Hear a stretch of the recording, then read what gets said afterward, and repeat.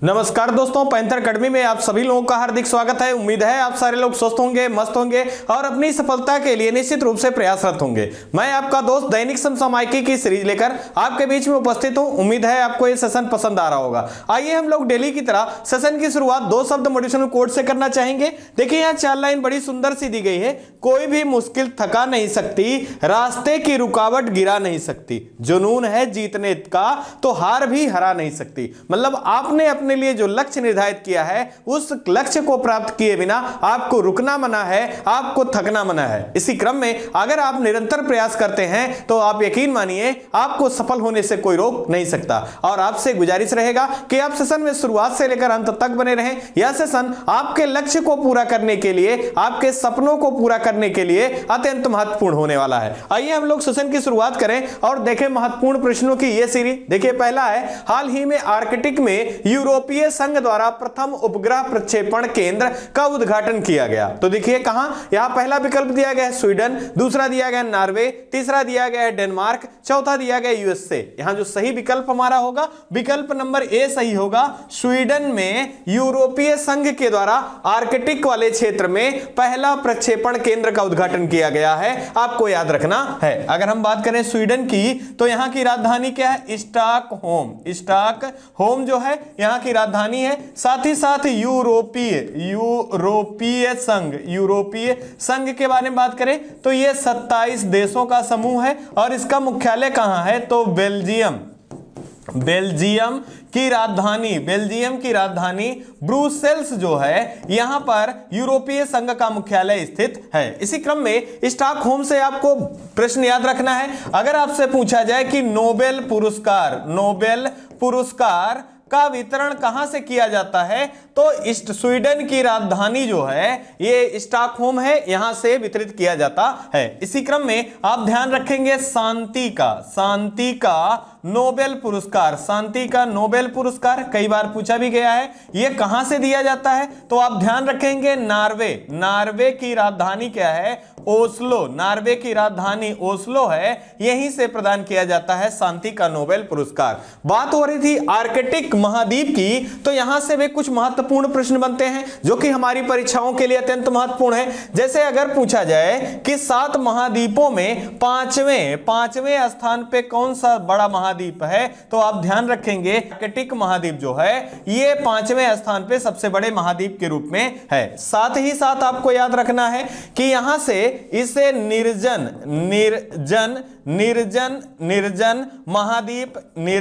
महाद्वीप के रूप में या इसे गतिमान महाद्वीप या इसी को हम कहें गतिशील महाद्वीप और श्वेत महाद्वीप के नाम से भी जाना जाता है। इसी क्रम में एक महत्वपूर्ण प्रश्न यह भी पूछा जाता है कि विज्ञान के लिए समर्पित कौन सा महाद्वीप है तो आपको ध्यान रखना है विज्ञान के लिए समर्पित महाद्वीप में के रूप में कौन सा है तो आप याद रखेंगे आर्कटिक महाद्वीप जो है यह विज्ञान के लिए समर्पित महाद्वीप के रूप में है। यूरोपीय संघ के द्वारा स्वीडन के क्षेत्र में आर्कटिक महाद्वीप पर यहां पहला प्रक्षेपण केंद्र स्थापित किया गया है, यह आपको याद रखना है। यहां भारत से पूछा जाता है कि भारत के द्वारा विज्ञान के अनुसंधान या शोध केंद्र कौन कौन से स्थापित किए गए हैं तो आप ध्यान रखेंगे गंगोत्री है, साथ ही साथ मैत्री है और आप याद रखेंगे भारती। ये 3 शोध अनुसंधान केंद्र जो हैं ये भारत के द्वारा कहां स्थापित किया गया है तो आप याद रखेंगे यह आर्कटिक महाद्वीप पर बनाया गया है। अगर हम बात करें नॉर्वे की तो नॉर्वे की राजधानी ओस्लो है, जहां से किसके पुरस्कार नोबेल दिया जाता है तो शांति का नोबेल पुरस्कार दिया जाता है। इसी क्रम में डेनमार्क की बात करें तो यहां की राजधानी कोपेनहेगन है और अगर यूएसए की बात करें तो यहां की राजधानी वाशिंगटन डीसी है, आपको याद रखना है। और आप याद रखेंगे एक प्रश्न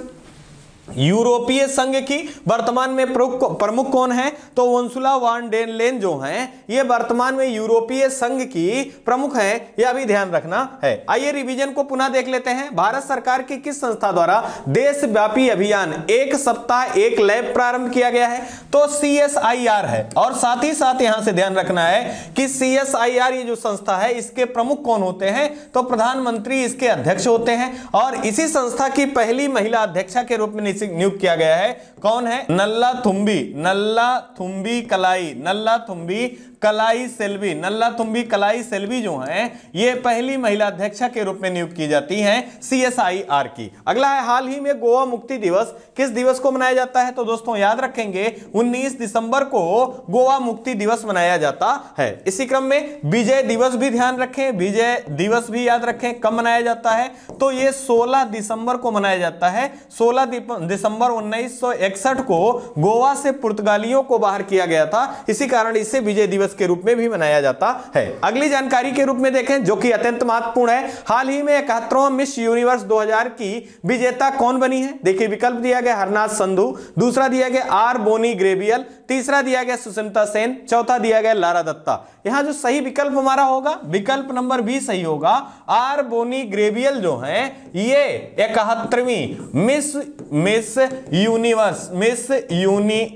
यूनिवर्स का किताब जीतने वाली हैं, आपको ध्यान रखना है। इसी क्रम में अगर हम बात करें एक महत्वपूर्ण जानकारी के रूप में तो आप ध्यान रखेंगे यह कौन सा क्रम था? 71वां था। तो इससे पहले 17वां का आयोजन कहां किया गया था? तो इजराइल में किया गया था। और यहां पर विजेता के रूप में कौन रही हैं? तो आप ध्यान रखेंगे हरनाज संधू जो हैं ये विजेता के रूप में थी। और इन्हीं के द्वारा अब की जो पदक है ये पहना मुकुट जो है ये पहनाया गया है किसको? तो आप याद रखेंगे आर बोनी ग्रेबियल को। अगर हम यहां देखें तो इसका आयोजन कहां किया गया था? तो USA में किया गया था। और आप ध्यान रखें कि आर बोनी ग्रेबियल किस देश से संबंधित हैं? तो USA की हैं। यह भी आपके लिए अत्यंत महत्वपूर्ण प्रश्न के रूप में है। इसी क्रम में पूछा जा सकता है कि भारत का प्रतिनिधित्व किसके द्वारा किया गया था? तो आप ध्यान रखेंगे दीविता राय के द्वारा भारत का प्रतिनिधित्व किया गया था। अगर अगले जानकारी के रूप में पूछें तो अभी तक भारत की कितनी मिस यूनिवर्स की प्रतियोगिता जीतने वाली महिलाएं रही हैं? तो सबसे पहले सुष्मिता सेन पहला यह किताब जीतती हैं भारत के लिए मिस यूनिवर्स का। और दूसरा जो है ये कौन जीतती हैं? तो लारा दत्ता जीतती हैं। और तीसरे के रूप में हरनाज संधू थी। और ये 17वां क्रम था। और 71वां मिस यूनिवर्स का किताब किसने जीता है? आर बोनी ग्रेबियल के द्वारा जीता गया है। इसी क्रम में भारत से याद रखना है यहां पर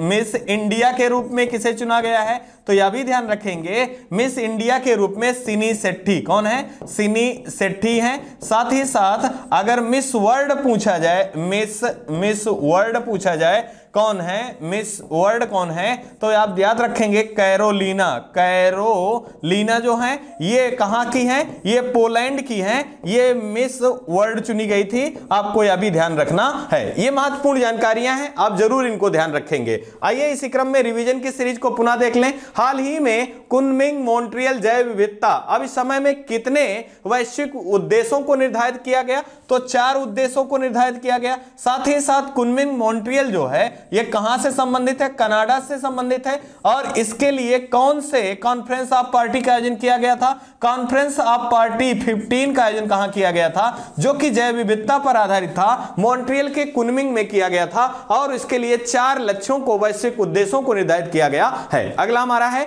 हाल ही में दक्षिण अफ्रीका में आयोजित केप टू रियो में 50वें संस्करण का किस नौसैनिक जहाज को शामिल किया गया? यहां केप टू रियो से आपको याद रखना है, केप यहां केप टाउन है और रियो ब्राजील का शहर है, रियो डी जेनेरियो यहां से संबंधित है। और किसे शामिल किया गया? INS तरणी को शामिल किया गया है। यह भी आपके लिए अत्यंत महत्वपूर्ण प्रश्न के रूप में है। आइए दोस्तों इसी क्रम में अगला महत्वपूर्ण जानकारी देखें। हाल ही में ऑनलाइन गेमिंग के पहले उत्कृष्टता केंद्र की स्थापना के लिए घोषणा किया गया है। मतलब पूछा जा रहा है कि हाल ही में ऑनलाइन गेमिंग के लिए पहले उत्कृष्टता केंद्र की स्थापना के लिए कहां घोषणा किया गया है? तो विकल्प दिया गया पहला शिलांग, दूसरा पणजी, तीसरा इंदौर, चौथा मध्य प्रदेश। यहां जो सही विकल्प होगा हमारा विकल्प नंबर ए सही होगा शिलांग।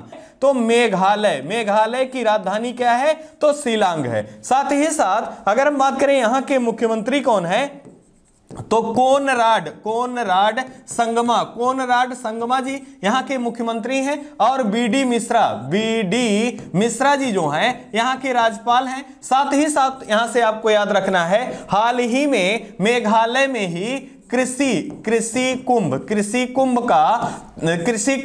का आयोजन किया गया था और इसकी अध्यक्षता किसने किया? तो नरेंद्र तोमर द्वारा इसकी अध्यक्षता की गई थी। और नरेंद्र तोमर जी केंद्रीय कृषि मंत्री भी हैं, यह भी ध्यान रखना है। साथ ही साथ मेघालय की राजधानी शिलांग में चेरी ब्लॉसम महोत्सव का आयोजन कहां किया जाता है? तो मेघालय की राजधानी शिलांग में। इसी क्रम में आप ध्यान रखेंगे लीविंग रूट का संबंध भारत के किस राज्य से है? तो ये मेघालय राज्य से है। कहां से है? मेघालय राज्य से है। अगर हम बात करें हाल ही में मेघालय के उमरोई में युद्धाभ्यास का आयोजन किया गया था। कौन युद्धाभ्यास? तो काजिंद युद्धाभ्यास का आयोजन भारत और कजाकिस्तान के मध्य में किया गया। और कहां किया गया? तो मेघालय के उमरोई में किया गया था। साथ ही साथ याद रखेंगे अगर पूछा जाए गारो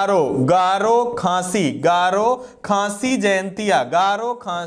जयंतिया नामक जनजाति और पहाड़ियां भारत के किस राज्य से संबंधित हैं? तो ये मेघालय राज्य से संबंधित है। यह भी आपको याद रखना है। इसी क्रम में आपको पणजी को नहीं भूलना है। अगर पूछा जाए जीएसटी संग्रहालय, भारत का पहला जीएसटी संग्रहालय की स्थापना कहां किया गया है? तो गोवा की राजधानी पणजी है, यहीं पर किया गया। इसका नाम क्या है? धरोहर। अगर बात की जीएसटी किस संविधान संशोधन द्वारा? 101वां संविधान संशोधन।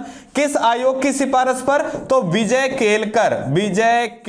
केलकर आयोग की सिफारिश पर। यह भी आपको ध्यान रखना है। इंदौर से आपको याद रखना है अगर पूछा जाए तो 17वां प्रवासी भारतीय दिवस का आयोजन कहां किया गया है? तो हाल ही में इसका आयोजन इंदौर शहर में किया गया है। और स्वच्छता सर्वेक्षण में भारत के शहरों में पहले स्थान पर लगातार कौन बना है? इंदौर बना है। और वाटर प्लस वाटर सिटी के रूप में पहला भारत का शहर कौन है? इंदौर है। और 100% डिजिटल एड्रेस वाला भारत का पहला शहर कौन है? इंदौर है। और स्वच्छता सर्वेक्षण में ही भारत के स्वच्छ राज्यों की सूची में कौन सा राज्य है? तो मध्य प्रदेश है। यह भी आपको ध्यान रखना है। यहां पर गेमिंग से आप जरूर याद रखेंगे कि ऑनलाइन गेमिंग के लिए उत्कृष्टता केंद्र है और यह भारत का पहला है। और पहला उत्कृष्टता केंद्र की स्थापना कहां की जाती है? तो शिलांग में, जो कि मेघालय की राजधानी है। और किस मंत्रालय की? तो सूचना और इलेक्ट्रॉनिक मंत्रालय की पहल है। इसके केंद्रीय मंत्री कौन है? इसे एमआईटी मंत्रालय के नाम से भी जाना जाता है।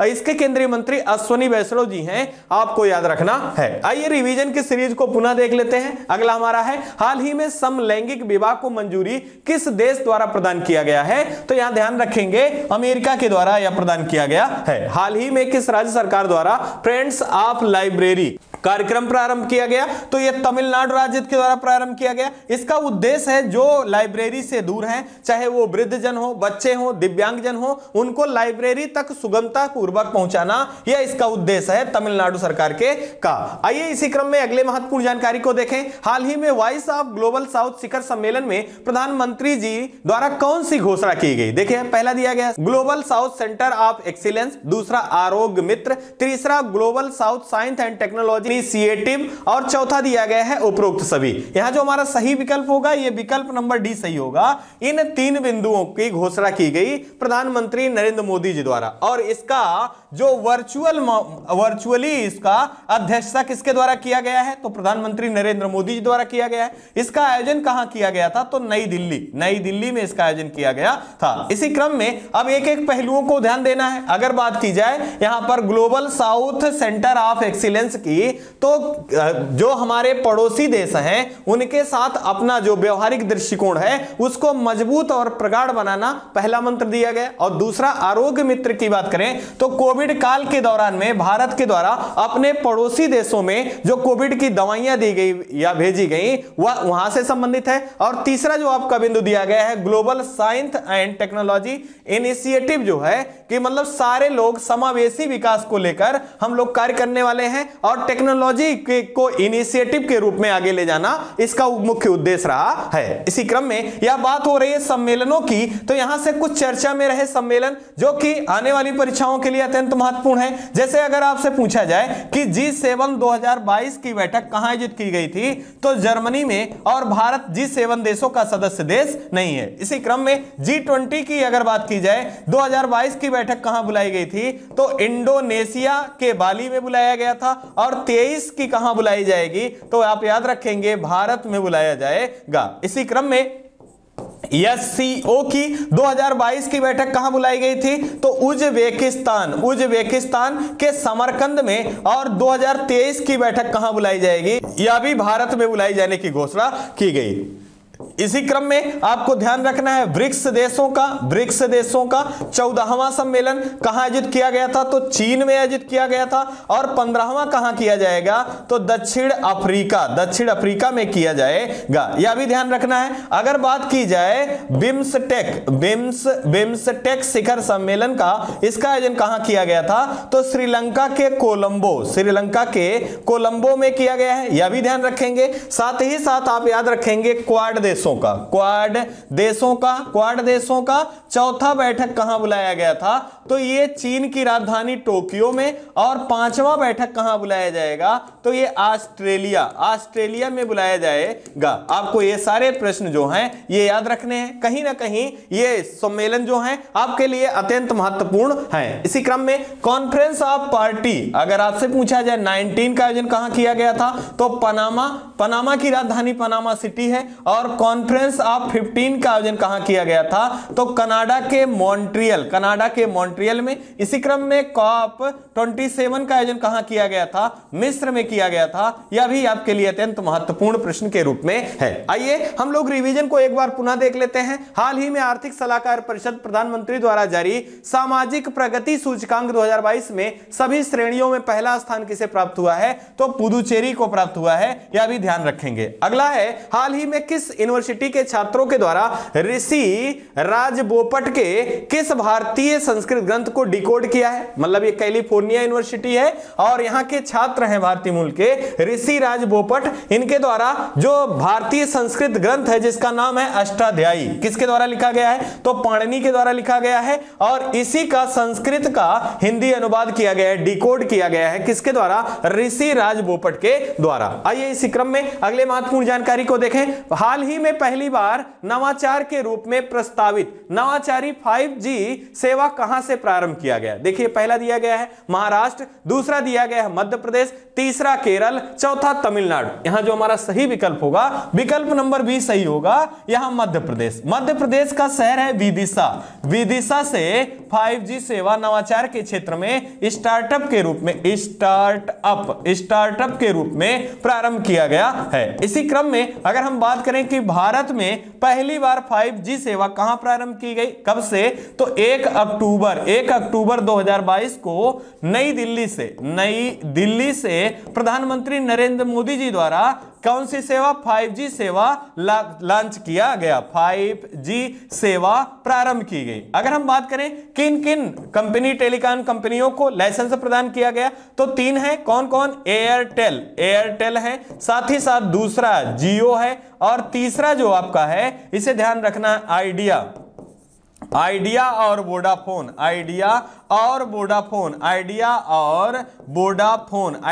वोडाफोन, इन 3 कंपनियों को 5G का लाइसेंस दिया जाता है। अगर विश्व में पूछा जाए कि पहली बार 5G सेवा को किसने प्रारंभ किया था या टेस्ट किया था, तो दक्षिण कोरिया द्वारा पहली बार 5G सेवा को क्या किया गया था, प्रयोग में लाया गया था। इसी क्रम में आप ध्यान रखेंगे, अगर पूछा जाए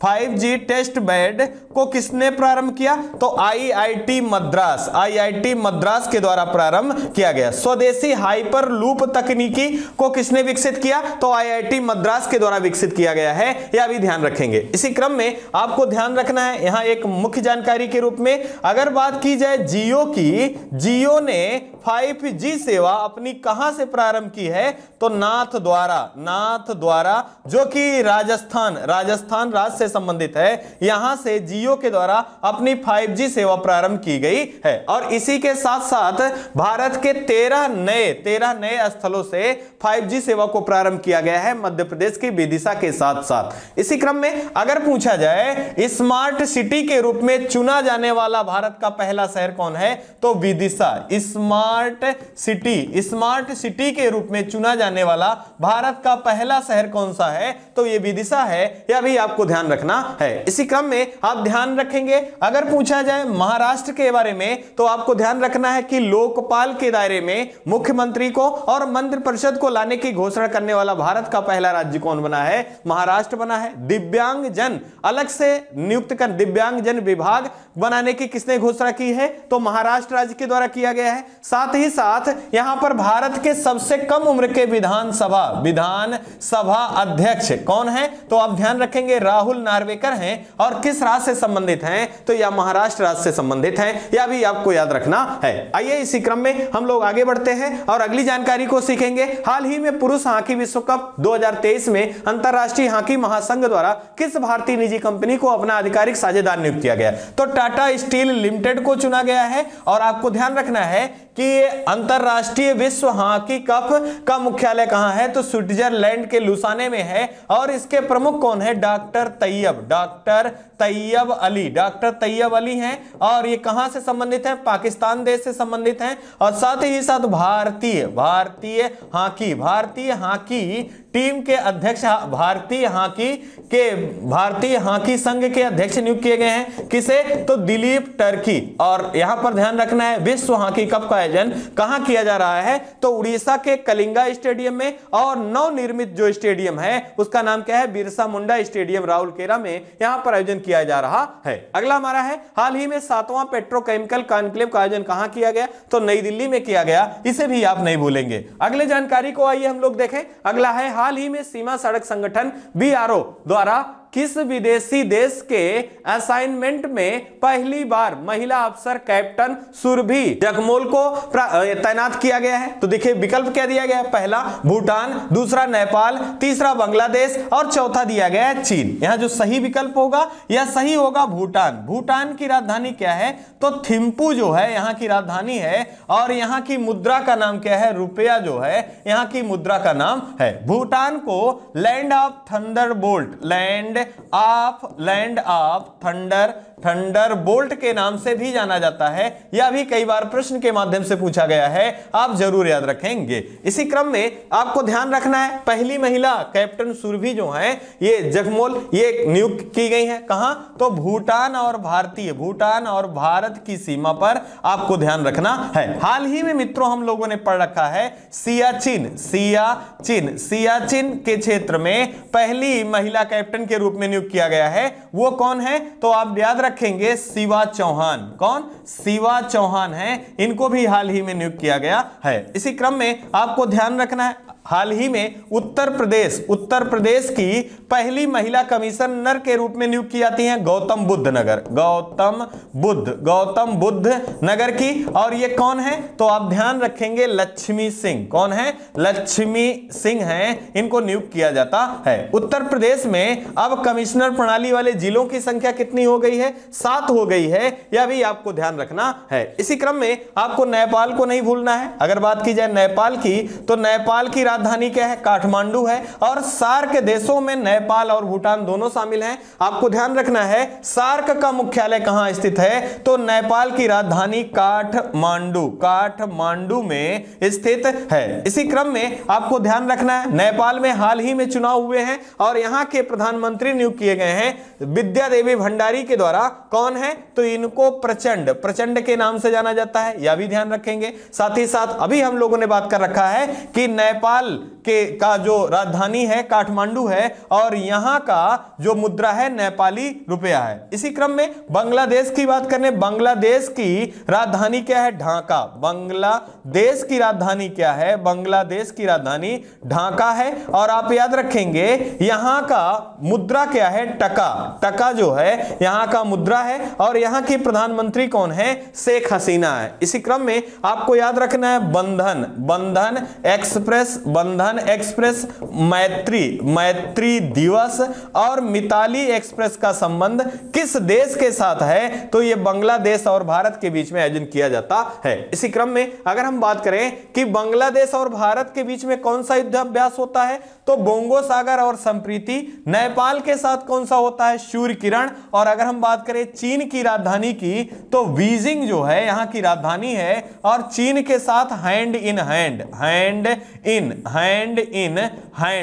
इन हैंड नामक युद्धाभ्यास किस देश के साथ आयोजित किया जाता है? भारत और चीन के साथ। भारत और चीन के बीच की विभाजक रेखा कहलाती है तो मैक-मोहन रेखा कहलाती है, जबकि बांग्लादेश के बीच में विभाजक रेखा कौन कहलाती है? तो जीरो लाइन या शून्य लाइन जो है यह भारत और बांग्लादेश की विभाजक रेखा के रूप में जानी जाती है। आइए इसी क्रम में, और आपको ध्यान रखना है जो बीआरओ है इसकी स्थापना कब होती है? 1960 ईस्वी में। और यह किस मंत्रालय के अधीन कार्य करता है? तो गृह मंत्रालय के अधीन कार्य करता है। कौन? बीआरओ। इसे बॉर्डर रोड ऑर्गेनाइजेशन के नाम से जाना जाता है। इसका ध्येय वाक्य श्रमेण सर्वम साध्यम जो है इसका ध्येय वाक्य है, यह भी ध्यान रखना है। आइए रिवीजन को एक बार पुनः देख लें। हाल ही में केंद्रीय गृह मंत्री की अध्यक्षता में पूर्वी क्षेत्रीय परिषद की कौन सी बैठक बुलाई गई? तो 25वीं बैठक बुलाई गई। अब आपको ध्यान रखना है पूर्वी क्षेत्रीय परिषद के साथ ये क्षेत्रीय परिषद कितने हैं? तो आपको ध्यान रखना है 6 क्षेत्रीय परिषद हैं। कौन है? तो आप ध्यान रखेंगे पूर्वी, आप याद रखेंगे उत्तरी, आप याद रखेंगे दक्षिणी, आप याद रखेंगे पश्चिमी। साथ ही साथ अब उत्तर पूर्वी आपको याद रखना है। उत्तर पूर्वी आपका क्या है? उत्तर पूर्वी क्षेत्रीय परिषद भी है, यह भी आपको ध्यान रखना है। और बीच में मध्य क्षेत्रीय परिषद भी आपको याद रखना है। अगला है हाल ही में ICI उद्योग उत्कृष्टता पुरस्कार 2022 किसे प्रदान किया गया? तो NMDC के द्वारा प्रदान किया गया है। राष्ट्रीय खनिज जो मंत्रालय है इसके द्वारा प्रदान किया गया है। आइए इसी क्रम में अगला से हम प्रश्न देखेंगे। संविधान साक्षरता अभियान किस राज्य के द्वारा प्रारंभ किया गया? देखिए विकल्प दिया गया है। पहला उत्तराखंड, दूसरा केरल, तीसरा उड़ीसा, चौथा तमिलनाडु। यहां जो सही विकल्प हमारा है विकल्प नंबर बी सही होगा, केरल। केरल की राजधानी की बात करें तो तिरुअनंतपुरम जो है यहां की राजधानी है। और यहां के मुख्यमंत्री कौन है? तो पिनरई विजयन जी जो हैं यहां के मुख्यमंत्री हैं। और आरिफ मोहम्मद खान जी जो हैं यहां के राज्यपाल हैं। इसी क्रम में अगर हम बात करें संविधान साक्षरता अभियान का उद्देश्य क्या है, तो लोगों में संविधान के प्रति जागरूकता प्रेषित करना या जागरूकता संचारित करना यह मुख्य इसका उद्देश्य है। इसमें प्रस्तावना साथ ही साथ डीपीएसपी राज्य के नीति निदेशक तत्वों की जागरूकता भी बताई जाएगी। इसी क्रम में बात हो रही थी संविधान की, तो आपको ध्यान रखना है संविधान के बारे में पूछा जाता है कि पहली संविधान सभा की पहली बैठक कब बुलाई जाती है? तो 9 दिसंबर 1946 को बुलाया जाता है। और यहां अस्थाई अध्यक्ष चुने जाते हैं। कौन? तो डॉक्टर सच्चिदानंद सिन्हा जी को चुना जाता है। यह कई बार प्रश्न पूछा गया है, आप जरूर याद रखेंगे। फिर 2 दिन बाद 11 दिसंबर 1946 को दूसरी बैठक बुलाई जाती है और यहां पर अस्थाई अध्यक्ष के रूप में चुने जाते हैं। कौन? तो डॉक्टर राजेंद्र प्रसाद। कौन? डॉक्टर राजेंद्र प्रसाद। साथ ही साथ उपाध्यक्ष के रूप में कौन चुने जाते हैं? तो के एम मुंशी को चुना जाता है। इसी क्रम में अगर पूछा जाए संवैधानिक सलाहकार के रूप में किसे चुना जाता है, तो बी.एन. राव जो हैं ये संवैधानिक सलाहकार के रूप में नियुक्त किए जाते हैं। आपसे पूछा जाता है कि संविधान सभा को कब अपनाया गया था? संविधान को कब अपनाया गया था? तो 26 नवंबर 1949 को संविधान को अपनाया गया था। और पूर्ण रूप से कब लागू हुआ था यह भी प्रश्न पूछा गया है। तो 26 जनवरी 1950 को पूर्ण रूप से संविधान लागू हुआ था। यह भी आपके लिए अत्यंत महत्वपूर्ण प्रश्न के रूप में है। यहां से एक प्रश्न और पूछा जाता है, संविधान की आत्मा किसे कहा जाता है? तो प्रस्तावना को संविधान की आत्मा कहा जाता है। लेकिन अगर पूछ लिया जाए वी आर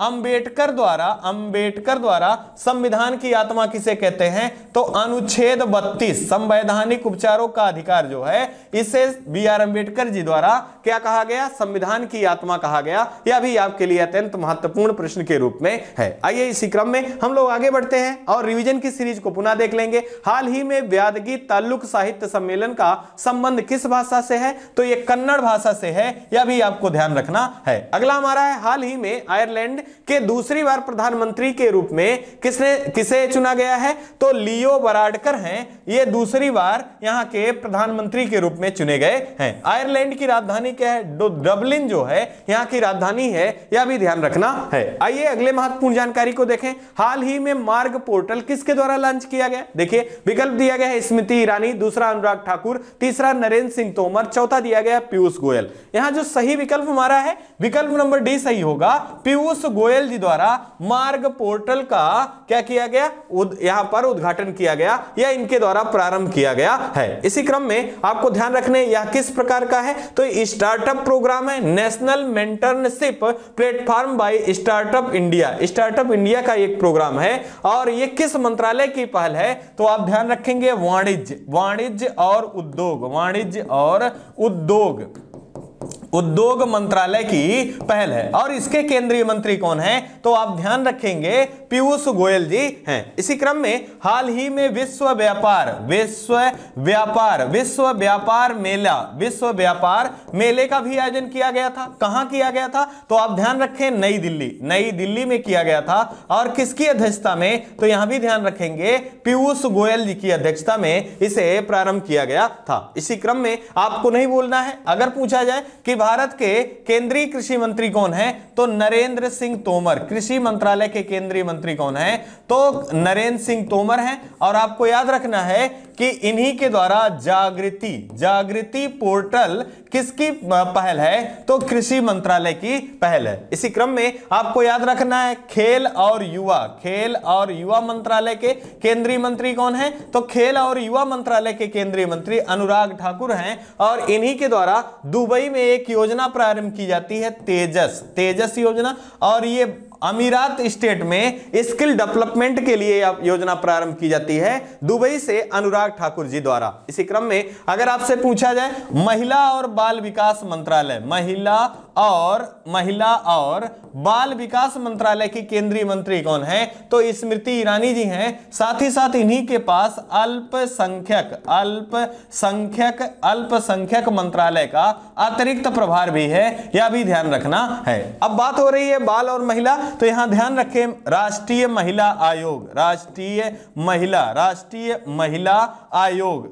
महिला आयोग की वर्तमान में प्रमुख कौन है? तो रेखा शर्मा। और यहां की पहली कौन थी महिला आयोग की अध्यक्षा कौन थी? तो जयंती पटनायक। और ये चर्चा में इसलिए है क्योंकि इनका हाल ही में निधन हुआ है, तो इस कारण यहां से प्रश्न बनने की संभावना भी है। इसी क्रम में कुछ नियुक्तियां हुई हैं, आप इनको जरूर याद रखें। जैसे अगर आगे की में बात करें तो यहां पर हाल ही में किसका नियुक्ति किया गया है? तो आप ध्यान रखें महान्यायवादी के रूप में किसे नियुक्त किया गया है? ये 16वें हैं। किसे नियुक्त किया गया है? तो आप याद रखें वेंकट रमणी। कौन है? तो वेंकट रमणी जी को नियुक्त किया गया है भारत के महान्यायवादी के रूप में। अगर पूछा जाए ये किस अनुच्छेद में महान्यायवादी है? तो अनुच्छेद 76 में है। जबकि भारत के कैग ये किस अनुच्छेद में है? तो 148 में है। और भारत के 14वें कैग के रूप में कौन है? तो गिरीश चंद्र मुर्मू जी जो हैं, ये भारत के 14वें क्या हैं? तो कैग के रूप में हैं। इसी क्रम में आपको CAG के रूप में किसे नियुक्त किया गया है? CGA के रूप में तो भारती दास को नियुक्त किया गया है। यह भी ध्यान रखेंगे। भारत के 50वें मुख्य न्यायाधीश के रूप में किसे नियुक्त किया गया है? तो DY चंद्रचूड़ जी को नियुक्त किया गया है। इन्होंने किसका स्थान लिया है? तो UU ललित जी के स्थान पर DY चंद्रचूड़ जी को नियुक्त किया गया है। आइए अगले महत्वपूर्ण रिवीजन की सीरीज को देखें। हाल ही में किस देश ने UN समर्थित महिला आयोग से निष्कासित किया गया है? मतलब हाल ही में UN द्वारा किस महिला समर्थित आयोग को निष्कासित किया गया है? तो ईरान की महिला समर्थित जो आयोग है उसको अलग किया गया है यूएन के द्वारा, क्योंकि यहां पर लिंग संबंधी भेदभाव ज्यादा होने के कारण ऐसी कार्रवाई की गई है संयुक्त राष्ट्र के द्वारा। अगला हमारा है, हाल ही में 11वां वैश्विक खाद्य सुरक्षा सूचकांक में भारत का स्थान क्या है? तो 68वां है। क्या है? 68वां है, और ये जारी किया गया है। 11वां क्रम भी याद रखेंगे, और यहां पर आपको याद रखना है कि ये जो वैश्विक खाद्य पुरस्कार भी दिया जाता है, तो विश्व खाद्य पुरस्कार 2022 से किसे सम्मानित किया गया है?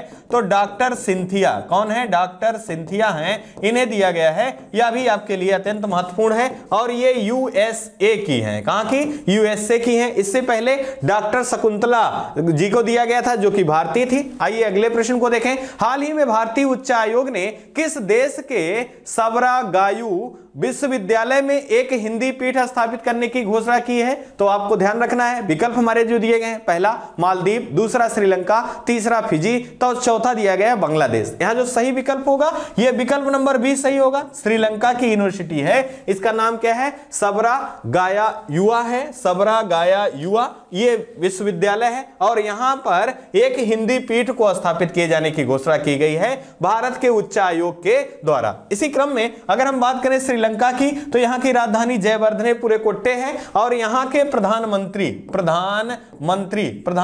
हाल ही में नियुक्त किए गए हैं। कौन? तो दिनेश गुणवर्धने जी को। और राष्ट्रपति के बारे में बात करें, राष्ट्रपति के रूप में किसे नियुक्त किया गया है? तो आप याद रखेंगे रानिल विक्रम जी को नियुक्त किया गया है। अगर हम बात करें यहां श्रीलंका से, तो ये किस दिन यह निर्णय लिया गया? तो 10 जनवरी को विश्व हिंदी दिवस के अवसर पर यह घोषणा किया गया है, आपको याद रखना है। इसी क्रम में आपको ध्यान रखना है कि 2023 का विश्व हिंदी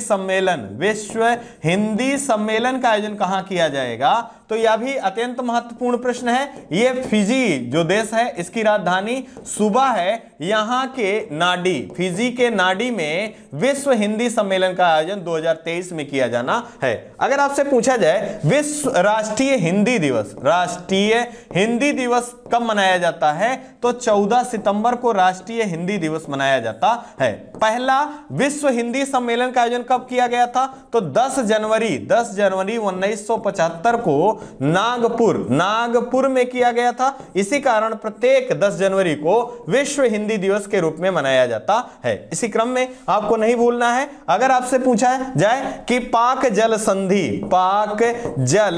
संधि किन दो देशों को अलग करता है? तो भारत और श्रीलंका को कौन जल संधि अलग करती है? तो आप ध्यान रखेंगे ये श्रीलंका और भारत को पाक जल संधि अलग करता है। अगर बात की जाए हाल ही में डोनियर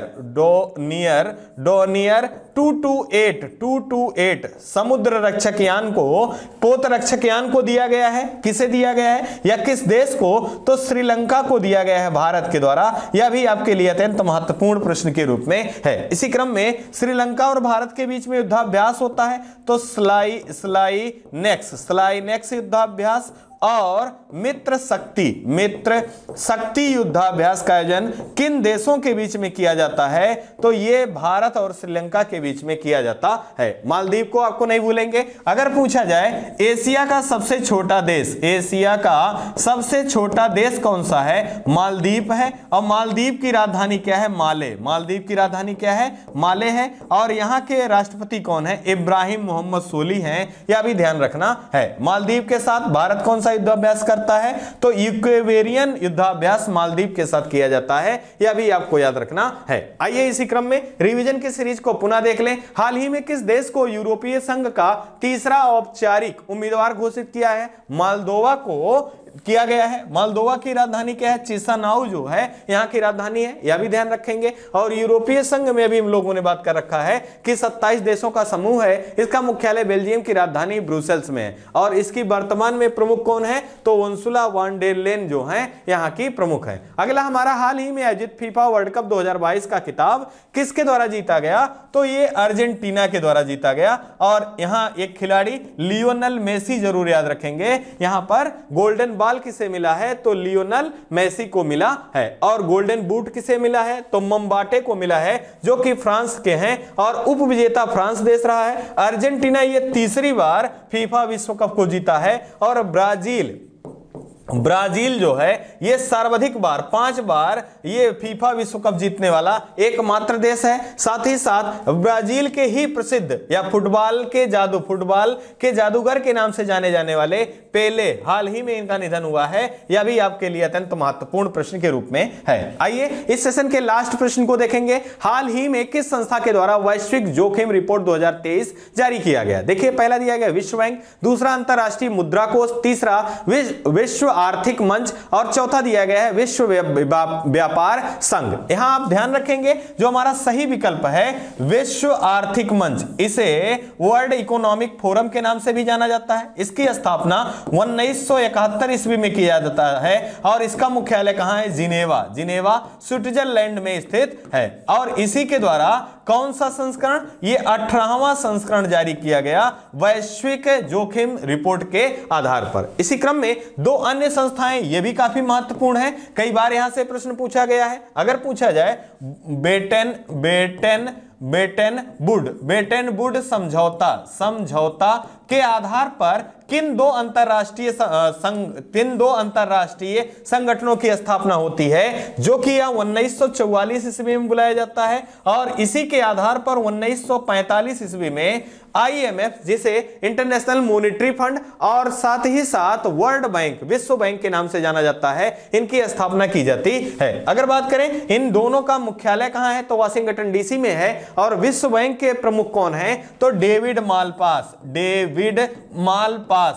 मालपास विश्व बैंक के प्रमुख हैं। और क्रिस्टीना जॉर्जिवा जो हैं ये IMF या अंतरराष्ट्रीय मुद्रा कोष की अध्यक्षा हैं, यह भी ध्यान रखना है। और आपको याद रखना है कि IMF की दीवार पर भारतीय अर्थशास्त्री हैं गीता गोपीनाथ का हाल ही में पिक्चर लगाया गया है। यह भी आपके लिए अत्यंत महत्वपूर्ण प्रश्न के रूप में है। अगर बात करें विश्व व्यापार संघ की, इसे WTO के नाम से जाना जाता है। यह संस्थान खूब चर्चा में रहा है क्योंकि पहली बार यहां की महिला अध्यक्षा के रूप में नियुक्त की जाती है। किसे? तो नाकोंजी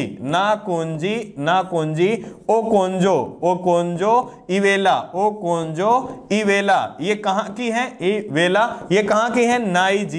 नाइजीरिया की हैं। ये पहली बार नियुक्त की जाती हैं। इसी क्रम में यहां आपको ये महत्वपूर्ण संस्थान से संबंधित जानकारी था। और यहां पर आर्थिक वैश्विक जोखिम रिपोर्ट 2023 की बात हो रही थी। अब यहां सूचकांक से बात हो रहा है, तो आपको हाल फिलहाल के दिनों में कुछ महत्वपूर्ण सूचकांक हैं जो कि याद रखने हैं। जैसे विश्व